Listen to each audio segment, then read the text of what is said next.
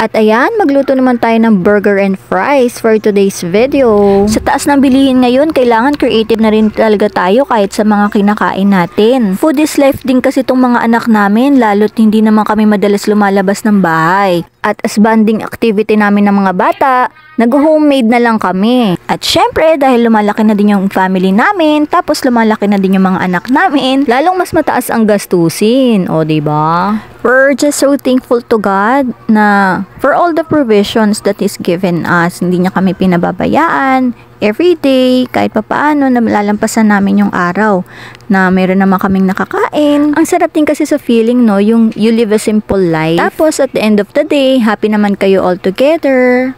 Na-enjoy nyo ang moment nyo with each other. Oh! What's the taste? Burger. It's a fun. Subo mo. Ayun lang, buhay nanay.